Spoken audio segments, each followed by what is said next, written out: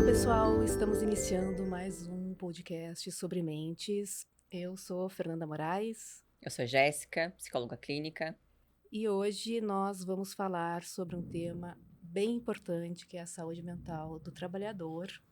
O trabalho, ele é fonte de realização, de identidade, de pertencimento, mas também ele pode ser fonte importante de adoecimento. E para falar sobre esse tema, a gente convidou a Daniele Schwingel Domingues. Ela é advogada trabalhista, tem experiência há mais de 10 anos e ela trabalha no escritório de advocacia Furtados Advogados Associados. Então, Dani, é um prazer te receber aqui hoje conosco para falar sobre esse tema.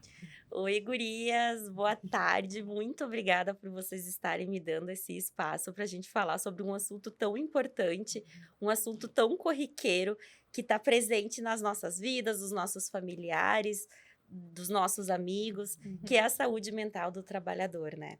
Eu acho que tu já deste uma introdução um pouco sobre o que é o trabalho, mas antes da gente começar a entrar de fato nas nossas perguntas aqui, é importante a gente falar o que de fato é o trabalho, né? O trabalho, ele tem esse poder de nos socializar, ele tem o poder de nos realizar, de realizar sonhos, de autoconhecimento também. Muitas vezes a gente está em casa, a gente está enfrentando algum tipo de problema dentro das nossas famílias, a gente sai para trabalhar, a gente conversa com outras pessoas, a gente vê que o nosso problema ali já não é tão grande, né? A gente tira o foco dele. Ele estrutura o nosso dia a dia, além, é lógico, das questões financeiras. A gente vive num formato de Estado onde a gente não precisa do dinheiro, precisa do capital para as nossas necessidades básicas, para as nossas necessidades, para os nossos sonhos. Então, é muito importante a gente ter essa conexão de saber o que é de fato o trabalho, o trabalho representa para a gente, né? Principalmente na questão de desenvolvimento pessoal. Eu acho que esse é o ponto-chave. Verdade, bem importante esse ponto que tu trouxe. E vou começar com a primeira pergunta já, então. Atualmente, a gente vê cada vez mais pessoas adoecendo emocionalmente por causa do trabalho. E do ponto de vista jurídico, o sofrimento psíquico relacionado ao trabalho é realmente reconhecido como algo sério? Com certeza ele é reconhecido como algo sério. Atualmente, não só atualmente, mas isso já vem sendo um crescimento de anos, mas atualmente vem se estourado muito perante a justiça, casos de assédio moral, assédio sexual, burnout. Mas falando especificamente em questões de legislação, a gente tem a nossa Constituição, que é a nossa carta magna, né? A nossa carta superior, a nossa legislação superior, e o artigo 7º, inciso 22, que fala sobre os direitos sociais, só fazendo um adendo, são direitos fundamentais, ou seja, eu não posso vender, eu não posso comprar, eu não posso dispor, são direitos inalienáveis, ou seja, pertencem a mim e eu não tenho como negociar eles. Ou seja, eu não tenho como negociar a minha saúde mental com com o empregador, né? Então, a Constituição Federal, a gente tem, num primeiro momento, nesse artigo 7º, inciso 22, o direito à saúde, a um ambiente laboral seguro. A CLT, que é a Consolidação das Leis do Trabalho, também vem ao encontro dessa legislação no artigo 157, inciso 1º, que também coloca como dever desse empregador proporcionar um ambiente com normas efetivas de saúde e segurança. E também agora, a partir de, se não me falha a memória, agora maio de 2026, que entra em vigor a norma regulamentadora, que inclui, além de outras questões que eram mais voltadas a doenças físicas, como ambientes insalubres, ambientes periculosos, agora a gente tem a norma, a NR1, que inclui o fator psicossocial dentro de um dever do empregador para com os seus empregados. Ou seja, esse empregador, ele tem o dever de zelar, além das condições físicas, evitar acidentes de trabalho, também ele tem o dever de zelar pela saúde mental desse trabalhador. A OMS, inclusive, em 2019, reconheceu a síndrome de burnout como uma doença ocupacional, né? Já é um grande avanço para a gente estar se falando de trabalhador e saúdes correlacionadas a esse trabalho. Então, eu acho que é muito importante. No reconhecimento jurídico, existem várias formas da gente conseguir buscar, né, essa indenização perante a justiça. Então, a gente tem ações de indenização por assédio moral, indenizações por assédio sexual, que infelizmente 70% dessas ações são Nossa. propostas ainda por mulheres. É um dado que foi prestado pelo TST.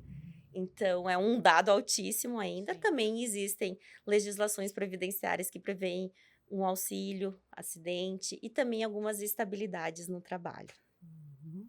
E eu estava vendo que dados da Organização Mundial da Saúde estima que cerca de uma pessoa em cada 8 no mundo vive com algum transtorno mental.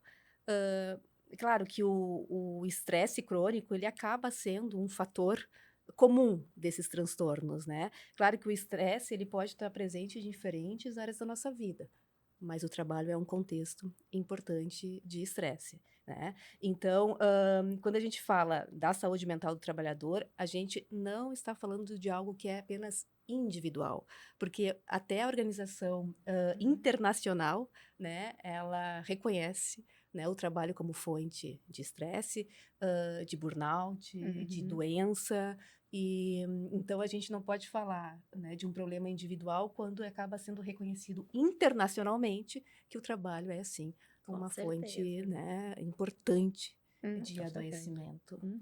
E só, assim, complementando o que tu estás falando, quando a gente fala num coletivo, é muito interessante que quando a gente vai assegurar o direito lesionado de um empregado, a gente vai olhar ele na individualidade, né? A gente vai analisar o histórico dele, o que que aconteceu, como é que ele entrou nessa empresa, como é que está sendo, mas a gente também precisa analisar a coletividade, ou seja, como é que essa empresa está gerenciando a saúde desses empregados.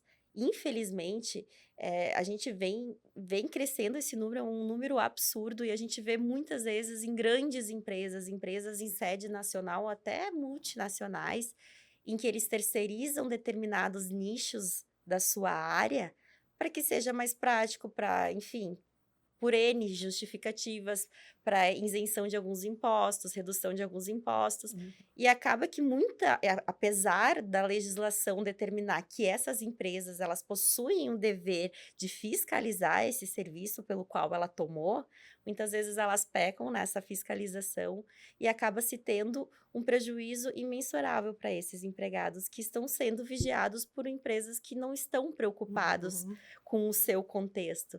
Apenas querem cumprir os contratos firmados com as demais empresas. Então, isso é muito preocupante. Sim. Uhum. E, Dani, muitas pessoas pensam que o problema sou eu que não dou conta, né? Como diferenciar quando o sofrimento é individual e quando ele é consequência do ambiente de trabalho?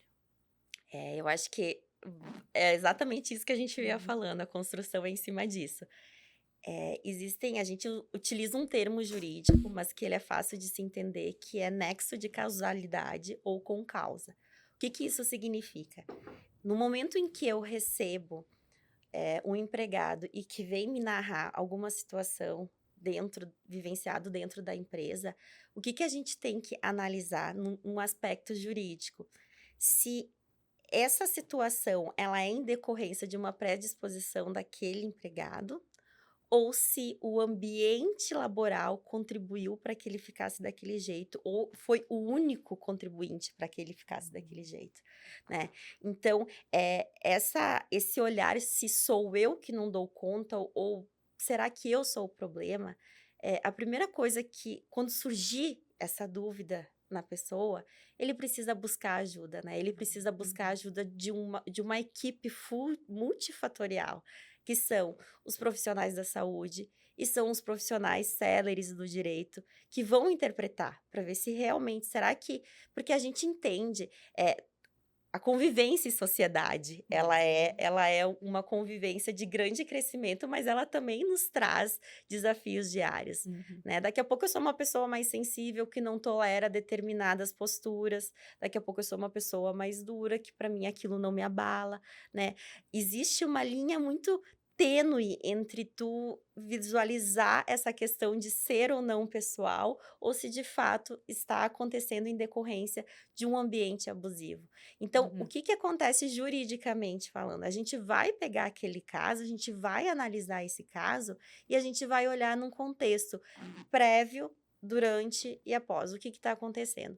Ou seja, a gente vai analisar se o ambiente ele contribuiu e atuou como fator com causa para aquela instabilidade emocional, ou se ele atuou como nexo causal total. Ele adoeceu aquela pessoa. Então, de fato, esse olhar ele é extremamente individual, né? Será que sou eu que estou dando conta ou não? Porque também, né, Dani, a gente vive numa cultura, assim, né, que exige produtividade, desempenho, né? Então, quando a gente percebe que algo não está bem, né, a gente geralmente pensa que bom, eu não estou dando conta, eu sou fraco, eu não sou o suficiente, eu não sou bom, né, no ambiente de trabalho. Ah, justamente por essa cultura. É prazo, é meta, né? Mas olhando para o olhar da psicologia, eu entendo isso que tu falou da questão da causalidade, mas olhando pelo olhar da psicologia, dificilmente o sofrimento ele vai ser puramente individual. O sofrimento ele vem de uma interação da pessoa com o meio, da pessoa com o ambiente, né? Uhum. Então, o ambiente ele sempre faz parte, né, do nosso comportamento. O ambiente ele modela o nosso comportamento. Né? O Com ambiente ele é certeza. importante para isso. Claro, eu entendo que, bom, mas o ambiente ele pode colaborar, mas daqui a pouco o ambiente ele não é causador, né? Isso, Mas ele tem uma ele agrava. interferência. De alguma forma ele tem Isso. uma De interferência, alguma forma ele né? tem. Porque o Não que no que acon sentido sempre de culpabilizar a empresa, não é não, nesse não, sentido, né? não. E eu acho que é até importante a gente trazer Uhum, isso, porque quando a gente fala sobre direito de trabalhador, direito do trabalho, é um assunto muito delicado, uhum, né, gurias? Porque a gente tem que ter um olhar sobre aquele indivíduo de uma forma muito delicada, porque o que o trabalho representa para ele, né? uhum. Isso a gente escuta diariamente no escritório, quando eles vêm né, nos pedem ajuda para analisar a situação. Olha, de fato, o que eu posso fazer com isso? A gente vê que ali dentro daquela relação entre empregado e empregador, tem uma relação de expectativa, Uhum, né, gurias? Tem uma relação de sonhos construídos. Poxa, eu vesti a camisa da empresa isso. tantos anos e simplesmente eu fui demitido, né? Como Uhum, se todos aqueles anos em que eu criei uma expectativa, em que eu coloquei energia, que eu abri mão da minha vida em inúmeros momentos em prol dessa empresa, né? Parece falta de reconhecimento, parece, né? De Exatamente. Por valorização. isso que o direito do trabalho, ele vai além de leis, ele Uhum, vai além de normas. Ele está falando de sonhos, né? uhum, De sonhos quebrados, de sonhos frustrados.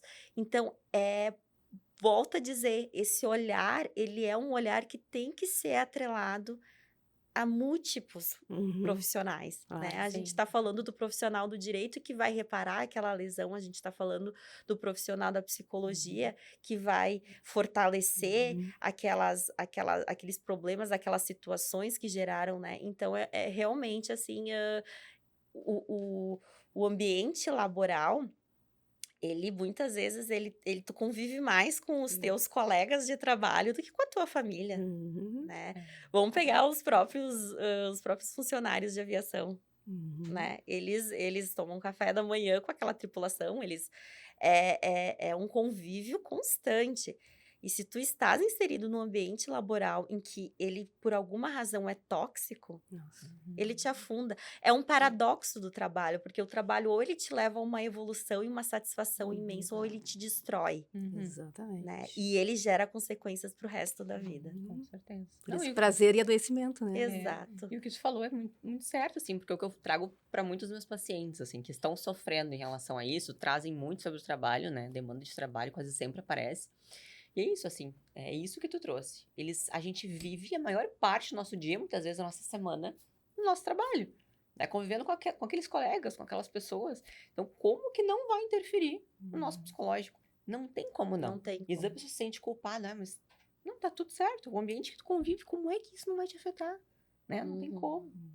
com certeza. E Dani, quais são os principais sinais, assim, se a gente for pensar, que o ambiente de trabalho adoece a saúde psíquica do trabalhador? a gente pode falar em duas situações aqui, né? Um ambiente de trabalho específico, onde existem multi-causas de adoecimento. Vamos pegar Uhum. questões práticas. Excesso de hora extra, né? A nossa legislação prevê as 8 horas diárias, 44 semanais, o limite de até 2 horas extras diárias, salvo algumas convenções coletivas de determinadas categorias que têm conseguem modificar essas questões, que daí a gente pega as jornadas de 12 por 36, é um exemplo disso, né?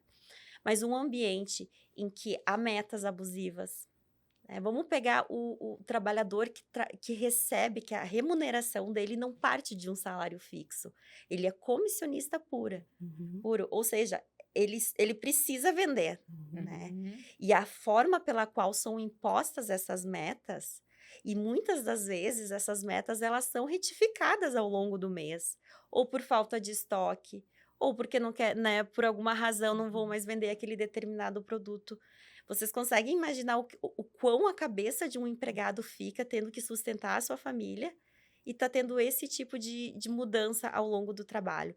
Então, assim, um dos sinais que a gente consegue perceber, sim, acontece a rotatividade de empregado. Ela é normalmente um sinal de alerta.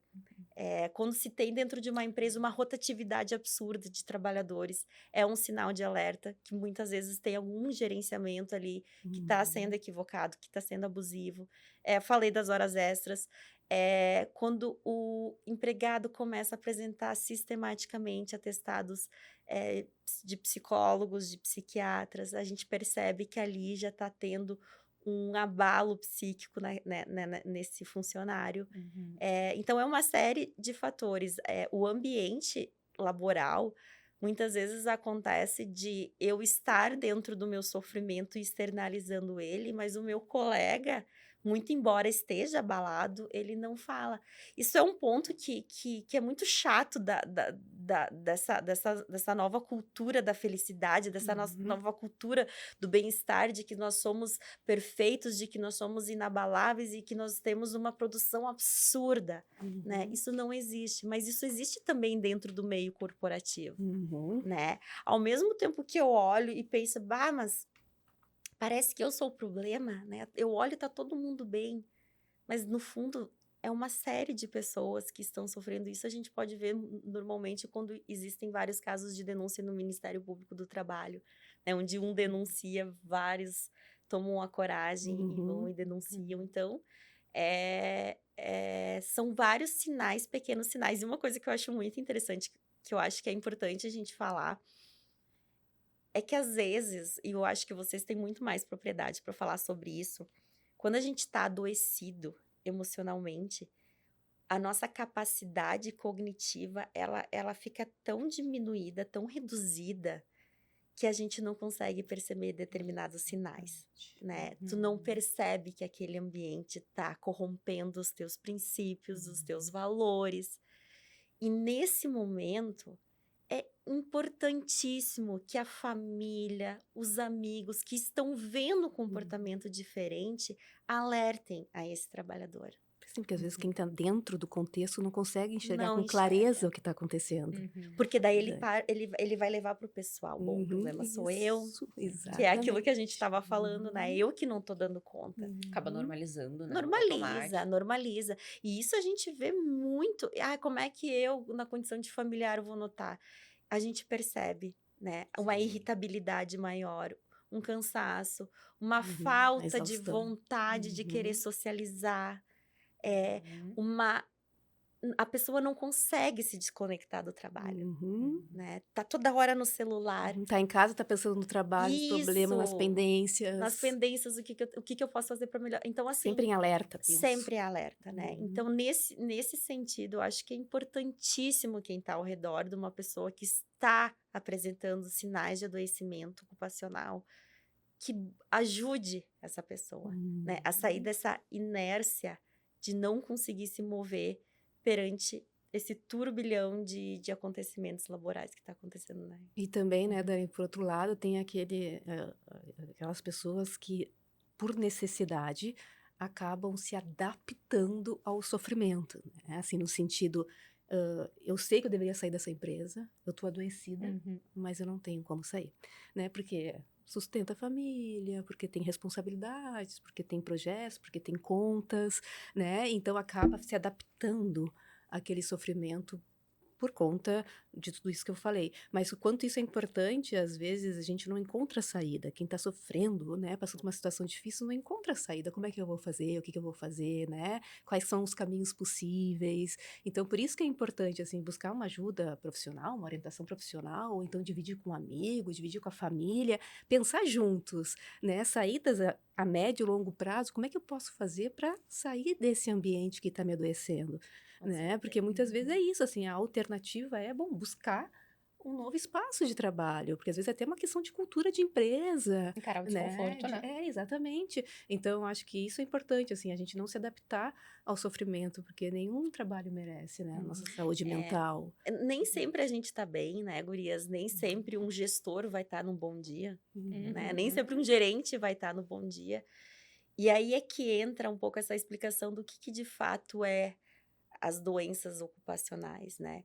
Elas são reiteradas, elas são contínuas, elas são Persistentes. persistentes, né? E eu volto a trabalhar justamente naquela questão de relacionamento em sociedade, né? Uhum. Então, e esse olhar que tu disseste a respeito de tu conversares com alguém, eu acho isso fundamental. A conversa, ela é importante em É. todos os âmbitos da nossa vida, inclusive no jurídico, Uhum. né? O profissional do direito, agora especificamente profissional que atua na área trabalhista, pegando o meu exemplo, que é em prol de trabalhador, a gente tem que ter uma oitiva muito acolhedora Uhum. daquele cidadão que está ali. Uhum. Tu tens que ter um olhar extremamente empático, Sensível, né? sensível, e ao mesmo tempo tu tens que ter a seriedade de falar para ele, olha, esse ponto nós não temos embasamento jurídico, Uhum. né? Mas às vezes, naquele outro ponto em que ele se acostumou com a situação, a gente vai conseguir uma reparação por algum ato ali, por Uhum. alguma lesão. Porque quando eles. É exatamente o que tu disseste. E a gente não pode ser hipócrita, né? A gente tem que admitir que as condições laborais, elas são condições de sobrevivência. Uhum. E isso em diversas camadas sociais, né? Ela é uma questão de sobrevivência. É muito Claro. lindo eu falar sobre direitos trabalhistas e Uhum. reparação desses direitos, mas e na prática? E eu, né? Uhum. Sou mãe solo. Uhum. Tô sofrendo um assédio sexual constantemente, mas eu preciso desse emprego Uhum. porque eu tenho os meus filhos para sustentar. Como é que eu faço? Uhum. Né? Então é um assunto extremamente delicado em que tem que ser olhado com muita cautela para esse trabalhador. Muito cuidado, né? Muito cuidado. Uhum.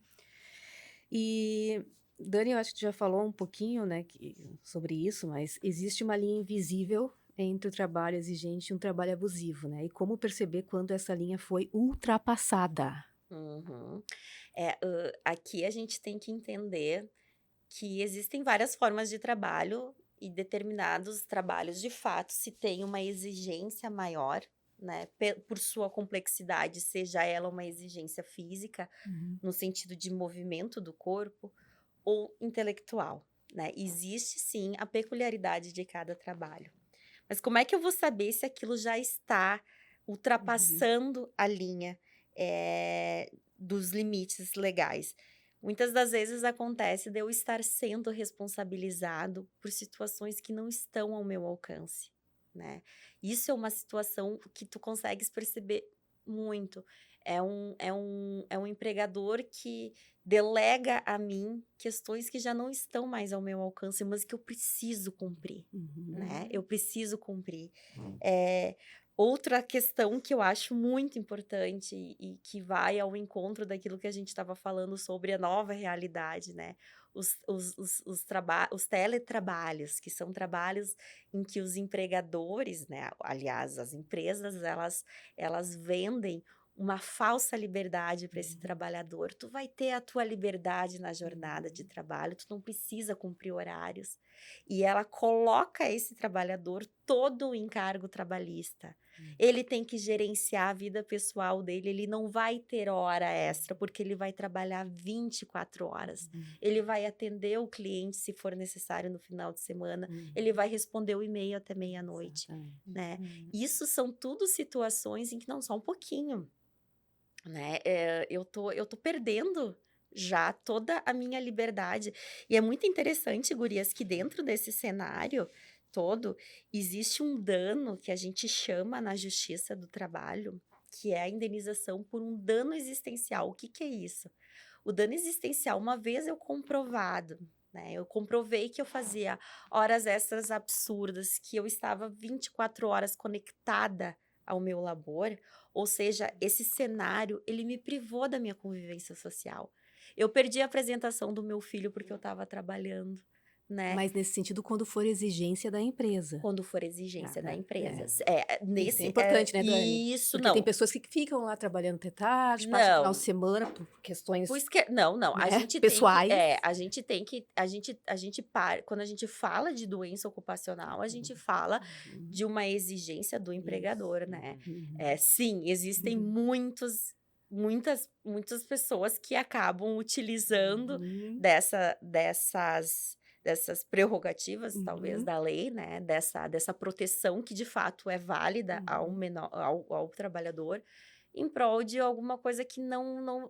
Aí, gurias, é que é importante o auxílio de um profissional correto, né? A gente não pode banalizar o direito do trabalho pelo fato da gente ter essa proteção ao trabalhador, que é o hipossuficiente na relação, né? A gente tem que ter muito cuidado, infelizmente, assim como em todos os outros setores, existem profissionais que levam a sério, que aplicam, assim como existem profissionais que querem fazer o corre deles ali, né? E com um profissional do direito, isso não é diferente. Então, assim, quando a gente fala de um dano existencial, a gente fala de uma imposição pela empresa, né? E normalmente essas horas extras, essa situação caótica que aquele empregado ele está inserido, ele é sob ameaça de demissão, né? Esses dias eu peguei um processo em que o gerente dizia o seguinte: se vocês querem que os seus filhos passem fome, eu não quero que os meus passem, né? Vão trabalhar. Então, assim, são frases que muitas vezes tu pegas alguns gestores que são passivos agressivos, né?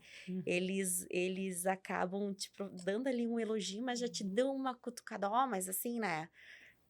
Tem gente melhor, né? Tem gente melhor, o teu trabalho, né? Vamos lá, ficou legal, mas tem gente no mercado que tá muito melhor. Então, assim, são frases corriqueiras que tornam a cabeça daquele trabalhador assim: olha, meu Deus, eu tô sendo ameaçado de ser demitido, o que eu faço, né, gurias?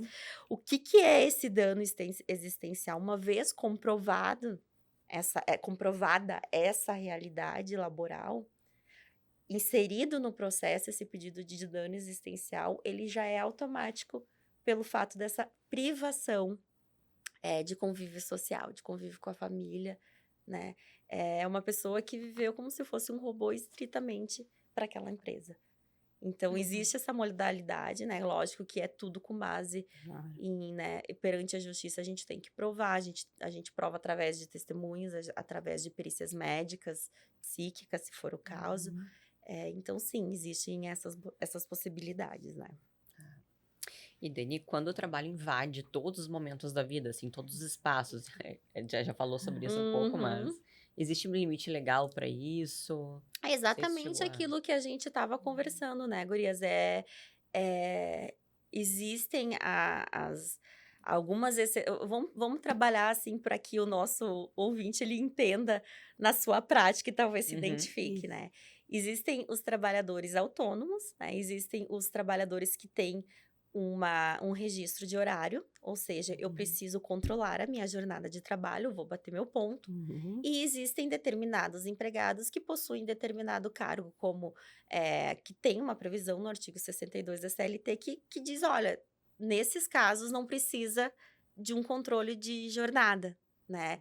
Que é casos de gerentes que têm um cargo superior, de contratar, demitir, trabalhadores externos, né? Vendedores. Isso é uma situação, assim, tão complicada, porque caminhoneiros, né? São pessoas que trabalham de uma forma externa, ou seja, eu vou vender para determinados estabelecimentos clientes da minha empresa, mas eu não vou ficar batendo ponto, porque geograficamente falando é impossível, né? Eu não consigo. E muitas das vezes elas tecem essa jornada de tal forma que vem a adoecer, né? E aí, como é que eu vou saber até onde? Bom, eu tenho essa condição, né? Eu sou vendedor. Como é que eu vou saber se está invadindo ou não Isso. a minha Sim. vida pessoal? Até onde eu tenho? Volto a dizer, tu tens que buscar ajuda, tu tens que verificar através de um jurista, alguém profissional do direito que vai analisar, será mesmo que tu és um vendedor sem possibilidade de controle de jornada? Né? Porque quando tu termina de visitar determinado cliente, tu tens que dar um relatório para o teu gestor. Isso será que não seria já um controle de horário? Né? Será que a empresa não está usando de um nome, de um cargo para se eximir de delimitar aquela jornada desse cidadão? Né? Então, existem muitos casos, e isso são corriqueiros e entram diariamente no escritório. E são jornadas, esses dias eu peguei um processo que me tocou muito, em que era de uma pessoa de uma escolaridade baixíssima, e que ele fazia, sim, uma escala 12x2. Ele trabalhava 12 dias direto por 2 de folga, né? Nossa. E não era um trabalho tranquilo, né? Exato. Era um trabalho pesado que envolvia um ambiente extremamente insalubre e com lixo, né? Então, pegando esse exemplo, né, gurias, é um absurdo. Como uma pessoa dessa vai viver bem, assim, né? Vai ter saúde mental. E como é que ela vai ter discernimento? Será que é certo isso? Sim. Né? Ela nem tem o dever de saber isso. Ela nem tem o dever, né, de saber. A gente... muito embora eu acho que nós já deveríamos ter no nosso ensino médio, ensino fundamental, disciplinas que regem o direito para a gente entender quais são os nossos direitos e nosso papel como cidadão dentro da nossa sociedade. Ele não tem o dever de saber aquilo, né? Sim. Mas lhe é explorado. Claro. Né, Exato. gurias? E ainda, daqui a pouco tá na bolha dele mesmo, no automático, ligou num modo automático, mesmo tá naquela bolha que realmente não tem nem o dever, né, que nem tu trouxe, e nem a consciência. É muito difícil ter a consciência, né, até alguém chegar e conversar e explicar pra ele. Com certeza. E, Dani, muitas pessoas vivem situações de humilhação, constrangimento, mas não sabem que isso é assédio moral. O que caracteriza juridicamente o assédio moral? O assédio moral, a gente não tem um artigo específico de lei que diga, assédio moral, né? A gente tem artigos que definem sobre a violação, né? A violação do seu direito como ser humano, enfim, né? Mas como eu disse anteriormente, o assédio normalmente ele é reiterado, né? Ele não é uma situação casual, né? Daquele dia ruim que aconteceu determinada situação. O assédio moral, ele vem de várias formas. Ele pode ser como, frequentemente eu estou sendo xingado, frequentemente estão colocando um trabalho absurdo para eu cumprir, né? Ou então, tem até uma situação que a gente chama de contato de inação, que é quando o empregador te retira daquele empregado todo o trabalho e deixa ele no ócio. É aquela cultura do silêncio, né? Que ela é cruel, ela é tão cruel quanto as palavras que são ditas, né? Tu seres ignorado. Existe isso, né, gurias? De o empregador, ele retirar daquele empregado todo e qualquer... Ele tem que cumprir aquela jornada, ele tem que ir lá, né? Ele tem que... Mas ele fica no ócio. Ele não é envolvido em reuniões, ele não é envolvido... Enfim, Uma punição. é uma punição, né? Isso é uma forma de abuso, né? Isso é uma forma de abuso. Existe também, entrando nas questões de assédio sexual, que é um assunto extremamente delicado e que, infelizmente, só aumenta né? A gente, talvez, acredito que esteja aumentando, sempre aconteceu, né? Mas eu acredito que esteja aumentando porque as mulheres estão se dando por conta que não, só um pouquinho, né? Eu não posso admitir isso, né? Questões de assédio sexual, que fale do corpo da mulher, que fale da roupa da mulher, que fale sistematicamente, eu sonhei contigo, meu Deus, como a gente escuta isso, né? Que eles, não, mas eu só tô brincando, né? Que era muito Daí- tolerado antigamente. Era uma achar. coisa tolerada, né? E essas mulheres, elas vão se sentindo acuadas, né? Normalmente são mulheres, e acontece com homem também, com homens também. Mas, como eu disse antes, 70% dos casos ainda vêm sendo ajuizados por mulheres. E são fatores que contribuem significativamente, né, para o adoecimento. Então, sim, o ambiente, ele vai te destruindo aos poucos. Aquele trabalhador, só dele pensar em ter que trabalhar, ele já começa Fica a se angustiado. movimentar de uma forma inesperada, né? Uhum. Ele fica irritado, ele fica adoecido, são vários, são análises individuais, mas também do ambiente, né? A gente vai analisar na individualidade aquele trabalhador, quais são os sintomas que ele está apresentando, mas para que a gente faça a correlação também, a gente precisa saber como é que está esse ambiente, né? O que acontecia. Sim. Bom, quando a pessoa começa a perceber que o trabalho está adoecendo, surge uma pergunta muito difícil. O que fazer nesse momento? É uma pergunta bem interessante, porque eu dependo desse emprego, ou eu não tenho outro em vista, ou o que eu vou fazer da minha vida? Tá, ok, tá ruim assim, sem pior, será? Né? Então, primeiramente, eu acho que o que eu diria para esse trabalhador é busque ajuda.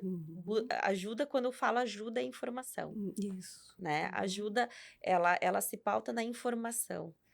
De saber, será que é o meu ambiente que está me adoecendo? Será que estão atravessando uma linha que já não poderia ter sido atravessada? Né? Busca ajuda com profissionais da psiquiatria, da psicologia, né? Hoje em dia a gente tem esses canais tão maravilhosos que nem o de vocês, em que falam sobre a mente e que quebra esse paradigma, né? De que é bobagem, de que só acontece com gente que tem um neurônio a menos. Não é, né? Não. Todo mundo, Com todo certeza. mundo. Então, assim, tá sentindo que tá difícil se manter naquele lugar, busca ajuda, né? Essa ajuda muitas vezes acontece, daqui a pouco tu tá sofrendo um assédio constantemente de um determinado gestor, em que tu pode sim, deve buscar ajuda dentro da empresa, né? Eu vou para recursos humanos, vamos ver o que eles têm para me falar, né? A empresa tem o dever de se movimentar e investigar e verificar o que está acontecendo.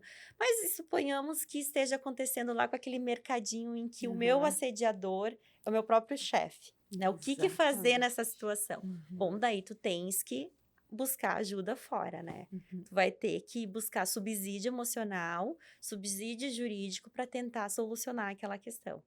Então, é fundamental a busca na informação. Porque o abuso, muitas vezes, ele gera esse medo, assim, né? De não vou contar, né? O que ele vai fazer comigo se eu contar, se descobrir, né? Então, a pessoa, muitas vezes, ela vai, tanto dentro de casa quanto no trabalho, né? O abusado, ele vai silenciando para evitar conflito com aquele que tá abusando.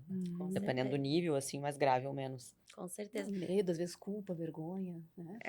Eu tô provocando de alguma maneira, Com será? certeza. A vítima tende a fazer esse movimento, né? Exatamente.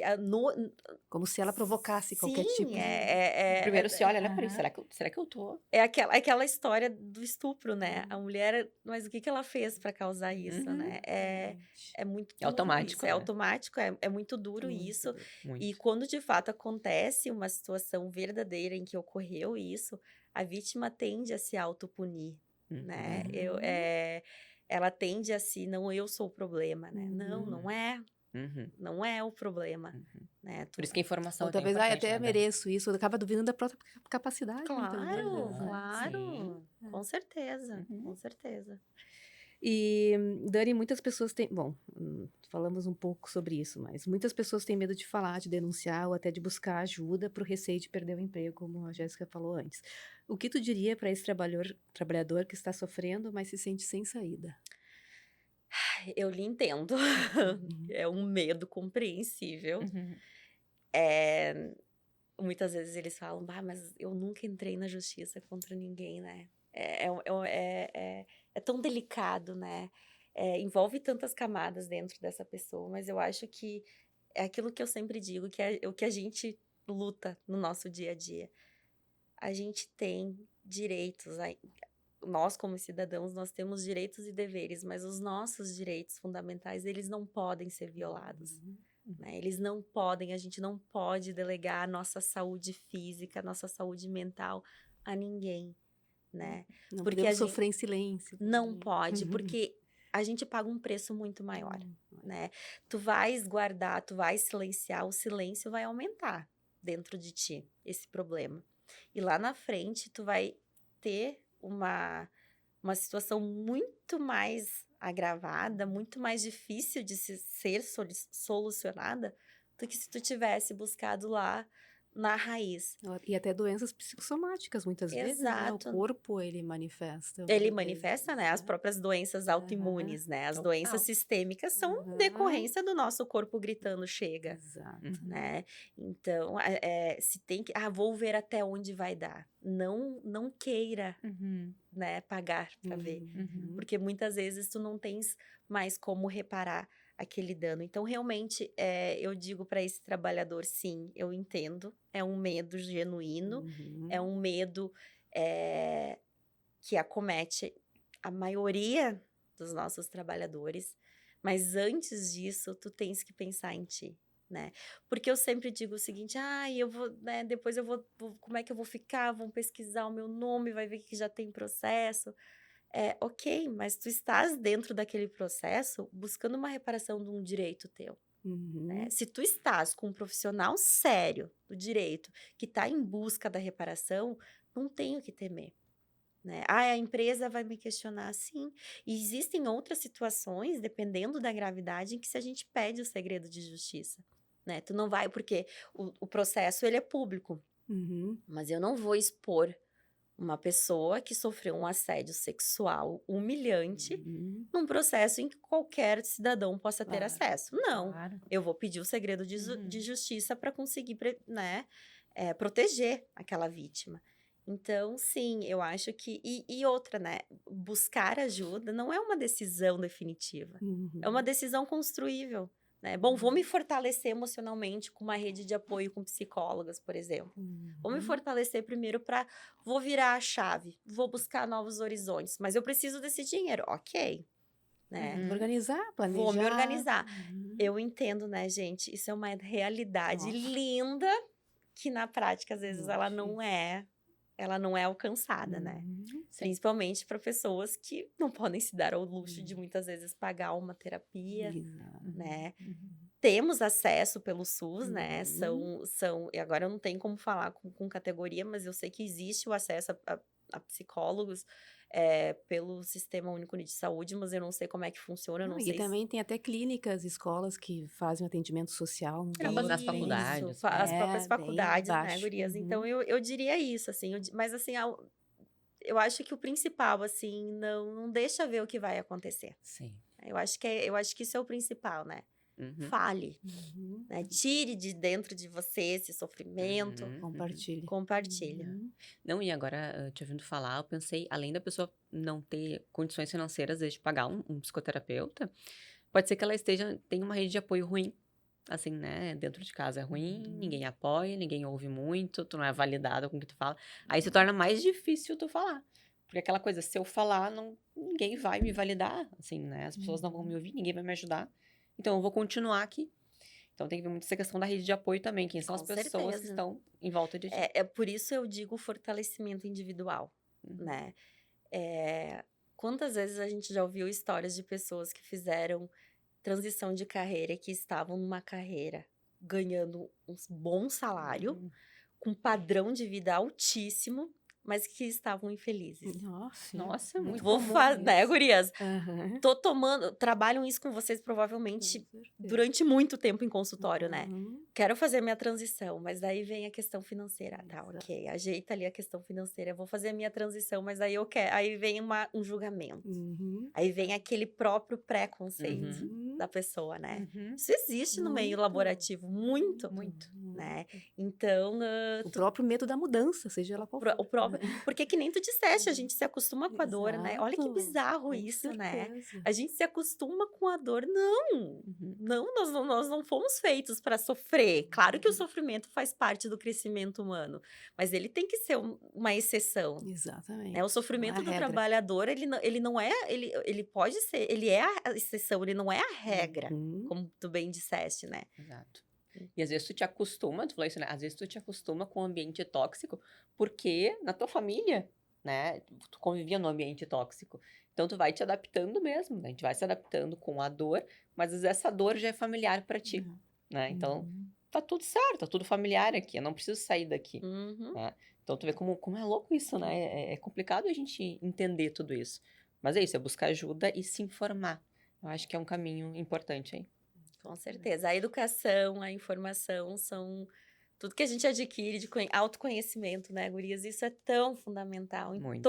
em todas as esferas da nossa Uhum. vida. Eu como mãe, Uhum. eu É. como Dani profissional, eu como Dani amiga, Uhum. eu como filha, Exato. irmã, né? O autoconhecimento, ele fortalece características dentro de ti que, uma vez fortalecidas, ninguém abala E mais. generaliza para todas as áreas, né? Exatamente. Uhum. E isso vai refletir no teu ambiente corporativo, Uhum. né? Ok, o ambiente corporativo, eu não estou idealizando um ambiente corporativo em que seja só alegria, só festa. Claro. Não, ele é tenso, Uhum. ele é difícil, ele demanda da gente. A gente precisa sair da nossa inércia, né? A gente precisa se atualizar sistematicamente. A globalização está pedindo isso da gente. Uhum. Né? Vamos pegar os funcionários, os trabalhadores com uma idade um pouco mais avançada. Que essas É. pessoas estão sofrendo para se manter Ah, no sim. mercado de trabalho ou para se inserir no mercado de trabalho. Sim. É como isso é difícil, né? E essa nova geração é uma geração que tem características bem diferentes das gerações que até então a gente vinha trabalhando dentro de escritório de advocacia. Muito. Né? É uma geração totalmente diferente, cujas queixas são diferentes Uhum. e os limites são Ah, diferentes. Aham, total. São, né? Então é muito interessante essa mudança. Uhum. É super interessante. E hoje a gente tem a atualização da NR1, que passou a reconhecer oficialmente os riscos psicossociais no trabalho.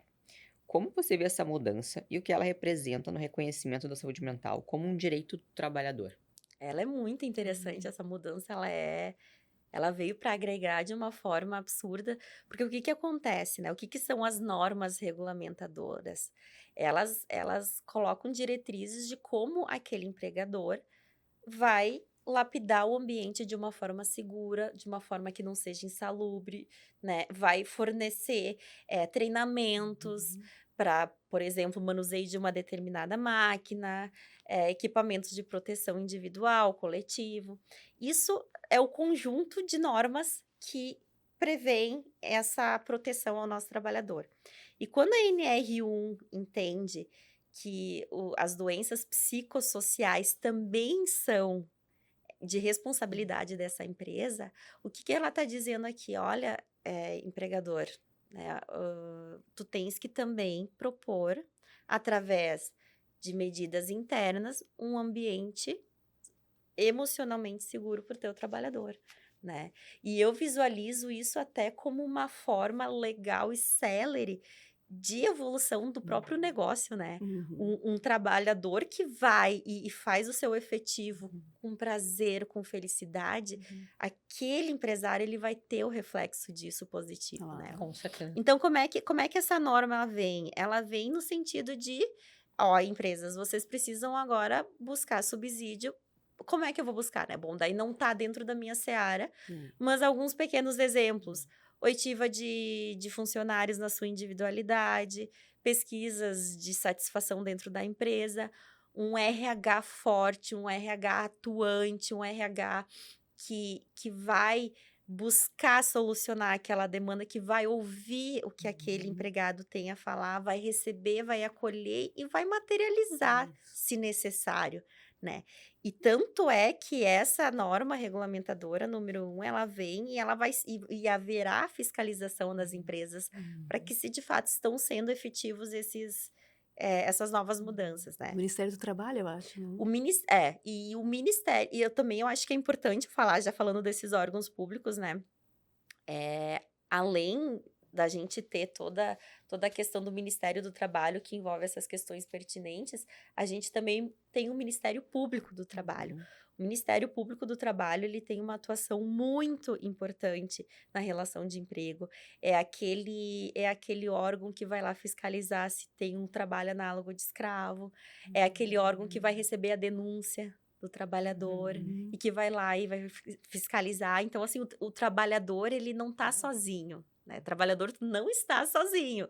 Tem um monte de gente que busca a tua proteção, né? Advogados, Ministério Público do Trabalho, muitas vezes necessita de boletim de ocorrência, né? Então, são vários meios e várias formas da gente conseguir ajudar esse trabalhador. Ótimo. E aí a NR1, eu acho que a empresa vai ter a obrigação, Dani, de implementar ações, programas, Sim, projetos com esse olhar com mais certeza. psicossocial. Né? Psicossocial, ela vai ter essa obrigação, assim como a empresa ela tem a obrigação de, por exemplo, me fornecer um EPI necessário para determinado trabalho insalubre, ela vai ter que buscar dentro daquilo que é o contexto que é a empresa dela, né? Ela vai ter que buscar alguma forma. E já existem várias pessoas que estão trabalhando nisso, estão na proposta de conseguir ajudar essas empresas. Eu acho isso incrível. Eu acredito que vai melhorar, sim, significativamente os ambientes, né? Não vai tirar 100%, é impossível, Claro, né? A fiscalização 100% também, ela não é efetiva, não se consegue ser feito, né? Mas sim, vai ser de responsabilidade dessa empresa fazer essa implementação dessas novas diretrizes. Ótimo. E Dani, por fim, quando o trabalhador precisa se afastar por questões de saúde mental, como isso é visto do ponto de vista legal? Do ponto de vista legal, existem o trabalhador ele pode se afastar por um acidente de trabalho ou por uma doença de trabalho, né? Do ponto de vista legal, os 14 primeiros dias ele vai estar afastado e o seu salário permanecerá sendo efetuado o pagamento pela empresa. E a partir do 15º, ele já vai ter, se aprovado, ele vai ter o resguardo do INSS, ou seja, ele vai estar em usufruto de um auxílio-doença. Se, caso este auxílio-doença for em decorrência de alguma questão ocupacional, esse empregado vai ter estabilidade quando retornar no trabalho. Ou seja, eu retornei do meu auxílio-doença em decorrência, sei lá, né, eu desenvolvi um burnout, fiquei em auxílio, tô retornando, eu tenho um período de estabilidade, né? Assim como a gestante tem quando volta do auxílio maternidade. Então, sob aspecto legal, existe essa garantia. E existem casos em que há uma aposentadoria permanente. Né? Já pegamos casos em que o esgotamento físico e mental, ele invadiu tanto a esfera psíquica do reclamante, em que tratamentos convencionais, medicamentosos ou com psicoterapia já não eram mais suficientes, né? Ele entrou num processo de depressão tão grande em que ele, com menos de 50 anos, precisou ser aposentado por invalidez. E aí eu digo, né, essas doenças psíquicas, salvo engano, uma vez aflorada, né, um transtorno de ansiedade generalizada, não existe uma cura, né? Eu posso estar falando besteira, mas não existe. Remissão de sintoma, mas não cura. Cura, não. Né? A gente não fala em cura em transtornos mentais. Então, é sobre isso, né? Então, é exatamente sobre isso que a gente tem que pensar no momento em que a gente se questiona, mas será que eu devo não romper qualquer tipo de vínculo por conta disso, né?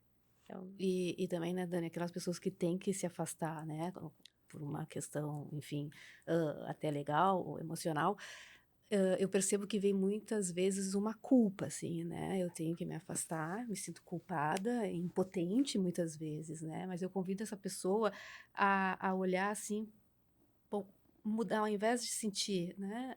Buscar fazer esse exercício de se sentir culpada, né? Impotente, mas sim poder se olhar como uma atitude de cuidado, né? De autocuidado. O afastamento muitas vezes permite que tu possa cuidar da tua saúde, reorganizar a tua vida, né? Buscar um auxílio, e buscar até, muitas vezes, olhar para a forma como essa pessoa se relaciona com o trabalho. Né? Então, acho que o afastamento, quando existe, claro que muitas vezes emocionalmente gera, né, dor, sofrimento, culpa, impotência, mas eu convido que as pessoas tenham um olhar mais autocompassivo, mais cuidadoso para si, né? Que esse período possa ser um momento de se ressignificar, né? De repensar os seus comportamentos também frente ao trabalho, a tua relação com o trabalho. até né? onde, né, ele pode... Qual é o meu limite? Exatamente, poder revisitar isso. Com né? certeza. E eu acredito que isso vai... essa postura, eu acredito que ela...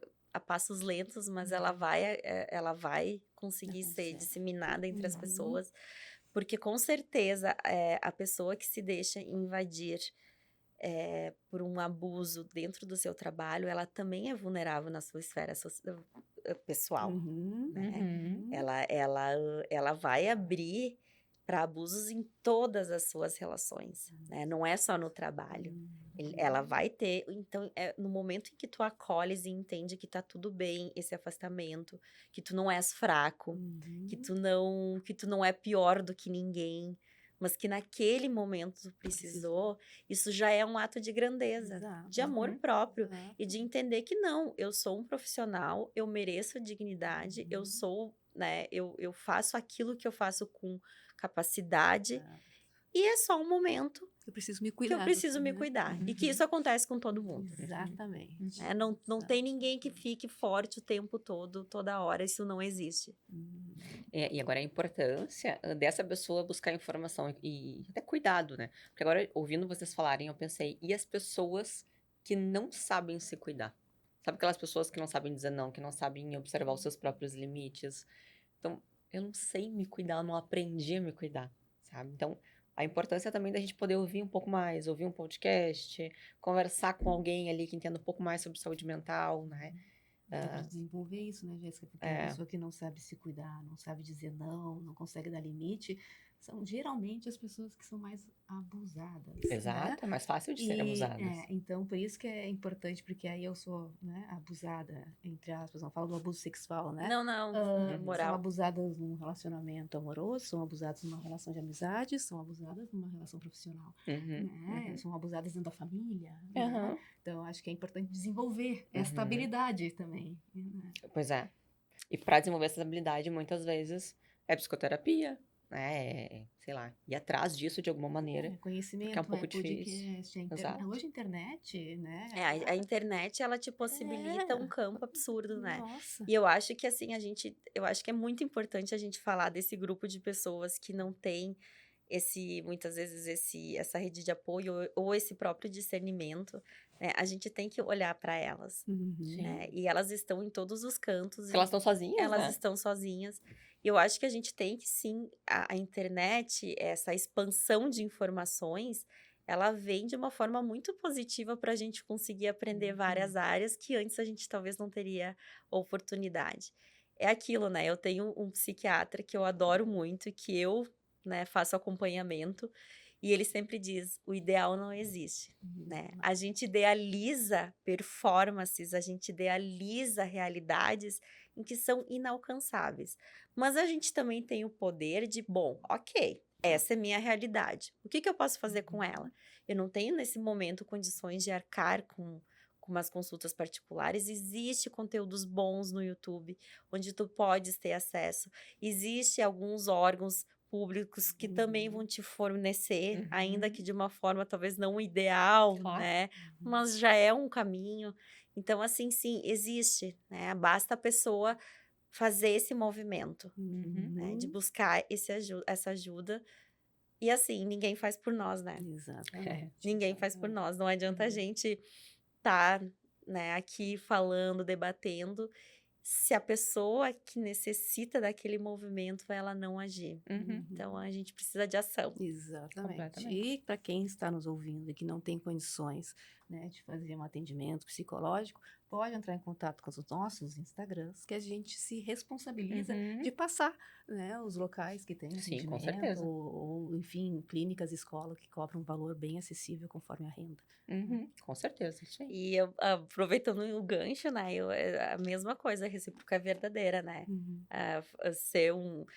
Poder ajudar as pessoas de alguma forma com informação, Com né? certeza. Ela é uma satisfação. É por isso que a gente trabalha, né? É. É aquilo que lá no início do podcast. Por que a gente tá aqui?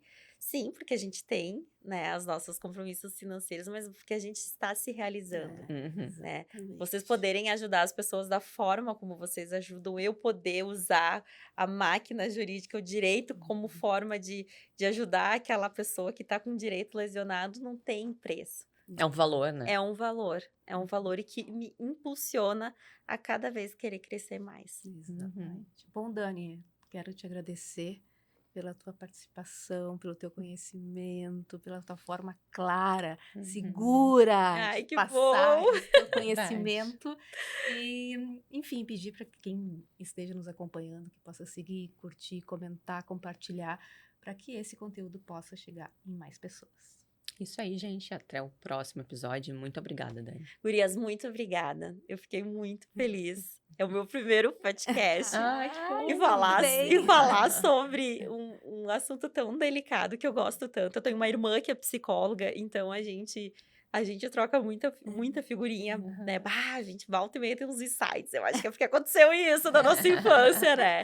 Eu acho que isso é muito legal. Sim. Eu admiro muito a profissão de vocês, né? Eu acho que é uma profissão linda e necessária para a evolução do ser humano em vários aspectos.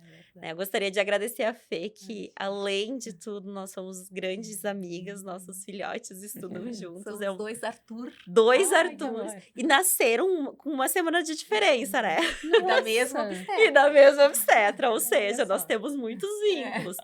Mas eu também gostaria, gurias, de aproveitar o espaço para agradecer uma pessoa que eu admiro muito e que tem uma longa jornada há mais de 40 anos, que é o Dr. José Antônio de Barros Piantá. Ele é médico do trabalho há mais de 40 anos. Atualmente, ele está afastado das suas atividades laborais.